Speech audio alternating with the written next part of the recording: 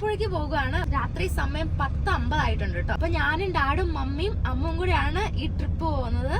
ആലപ്പുഴ നമ്മൾ മമ്മിന്റെ വലിയൊരു ആഗ്രഹമായിരുന്നു കൃപാസന മാതാവിനെ കാണണമെന്ന്. അപ്പൊ നമ്മൾ ഇന്ന് ആ ആഗ്രഹം സാധിച്ചു കൊടുക്കാൻ പോകട്ടെ. അപ്പൊ രാവിലെ അവിടെ പോയി ടോക്കൺ എടുക്കണമെന്നൊക്കെ നമ്മൾ പറഞ്ഞ് കേട്ടത്. അപ്പൊ എന്താണെന്നൊന്നും നമുക്ക് ഫുൾ ഡീറ്റെയിൽ ആയിട്ട് നമുക്ക് അറിയത്തില്ല. എന്താ നമ്മളവിടെ പോകുന്നു, നമ്മൾ കൃപാസന മാതാവിനെ കാണുന്നു. അപ്പോൾ നമ്മൾ 10:50 നമ്മൾ ഇവിടുന്ന് വണ്ടി സ്റ്റാർട്ട് ചെയ്തേക്കുന്നത് കേട്ടോ. അവിടെ ഏകദേശം എത്ര മണിയാകുമ്പോൾ ചെല്ലും നമുക്ക് നോക്കാം. അങ്ങനെ 2:15 നമ്മൾ കൃപാസനത്തിൽ എത്തിച്ചേർന്നു. അല്പനേരത്തെ വിശ്രമത്തിന് ശേഷം 4 മണിയോടുകൂടെ പള്ളിയുടെ ഗേറ്റുകൾ തുറക്കുകയും ഉടമ്പടി എടുക്കുന്നതിനുള്ള ടോക്കൺ കൊടുത്തു തുടങ്ങുകയും ചെയ്തു.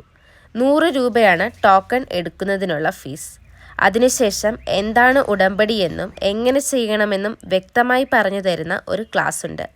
അത് 3 മണിക്കൂർ നീണ്ടു നിൽക്കും. ഒരു വീട്ടിൽ നിന്നും ഒരാൾക്ക് മാത്രമേ ഉടമ്പടി എടുക്കാൻ സാധിക്കുകയുള്ളൂ. കൂടെ ചെല്ലുന്ന ആളുകൾക്ക് ചാപ്പലിൽ കുർബാന നടക്കും, അതിൽ പങ്കെടുക്കാം.